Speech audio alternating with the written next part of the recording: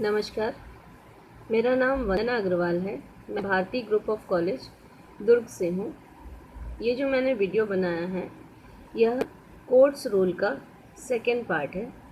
पहले जो मैंने वीडियो बनाया था उसमें मैंने कोर्स रूल को समझाया था और 8 रूल को हमने उसमें देखा था।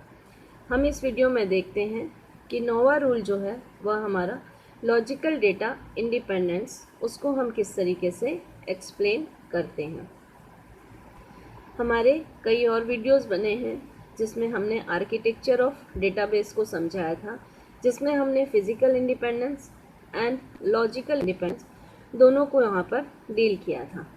लॉजिकल इंडिपेंडेंस मीन्स अगर हमारे डेटाबेस में कोई भी लॉजिकल चेंजेस होते हैं तो उसका हम दूसरे फिजिकल डेटा पर असर नहीं पड़ना चाहिए, या हमारी जो टेबल्स हैं उनके बीच में यदि जो रिलेशनशिप्स हैं,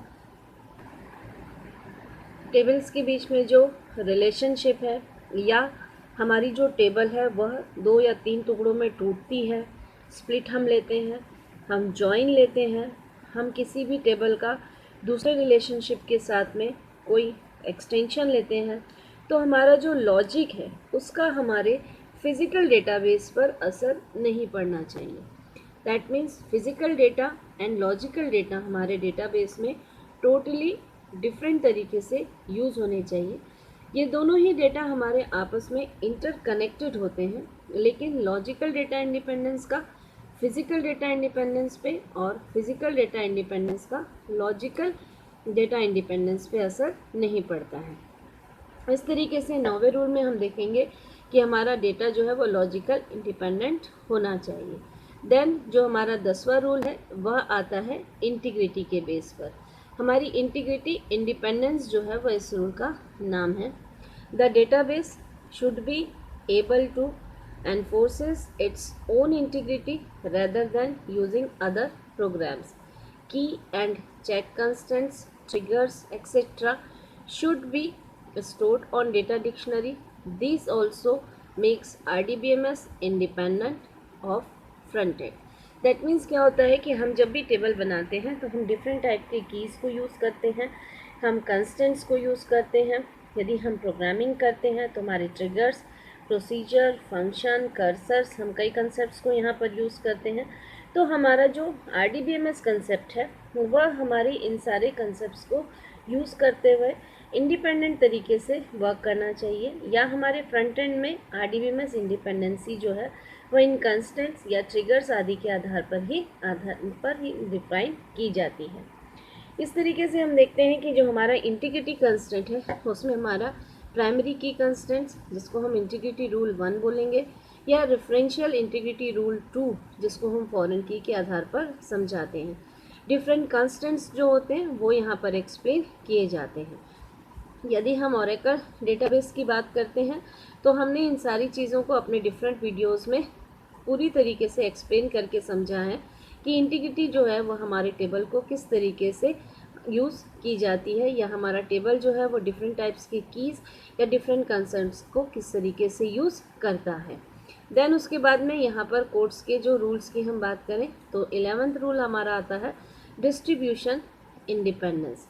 a database should work properly regardless of its distribution across a network. Even if a database is geographically distributed with data stored in pieces, and the end user should get an impression that it is stored at the same place. This lays a foundation of distributed database. That means जो हमारा end user होता है जब भी वह हमारे database पे काम करता है उसको ये नहीं पता चलता है कि जो हमारा डेटाबेस है या वो जो हमने टेबल्स यूज़ की हैं, व्यूज़ यूज़ किए हैं, वो हमारे डिस्ट्रीब्यूटेड एनवायरनमेंट पे बिहेव कर रहा है। उसको लगता है कि सारा का सारा डेटा जो है वो एक ही प्लेस में स्टोर्ड है, जिससे कि उसके काम करने पर उसको आसानी महसूस होती है। जबकि हमारा जो डेटाबेस है वह या तो नेटवर्किंग के बेस पर या जियोग्राफिकली डिस्ट्रीब्यूटेड हो सकता है। मीन्स हमारे जो डेटा का डिस्ट्रीब्यूशन है वह हमारे वर्क को इफ़ेक्ट नहीं करता है। एंड यूज़र जो उस पर वर्क कर रहा है उसके लिए वह हमेशा एक सिंपल पीस ऑफ डेटा की तरह बिहेव करता है। नेक्स्ट हमारा जो रूल है, नो सबवर्जन रूल। यहाँ पर देखिए, if low level access is allowed to a system it should not be able to subvert or bypass integrity rules to change the data. This can be achieved by some sort of looking or encryption. Actual में क्या होता है कि जब भी हमारा जो database है जिस पर कि हम काम कर रहे हैं वो हमारे इंटीग्रिटी रूल्स जो हैं अगर वह चेंज होते हैं या हमारे डेटाबेस में किसी भी तरीके का चेंजेस होता है तो हमारा जो डेटा है उसको हम किस तरीके से मैनेज करके चलेंगे, कितने लेवल्स पर हम इसको मैनेज करेंगे। लो लेवल पर जो हमारे डेटा के एक्सेसिंग हो रही है वह हमारे डेटा के इंटीग्रिटी रूल्स के आधार पर किस तरीके से चेंज होती है वह हम यहाँ पर मैनेज कर कर चलते हैं।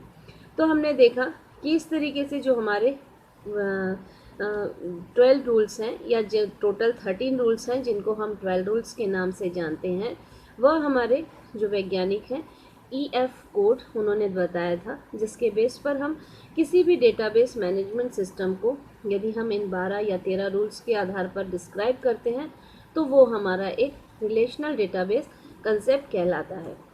बेसिकली रिलेशनल डेटाबेस कंसेप्ट जो है वह रिलेशनल मॉडल पर डिपेंड करता है।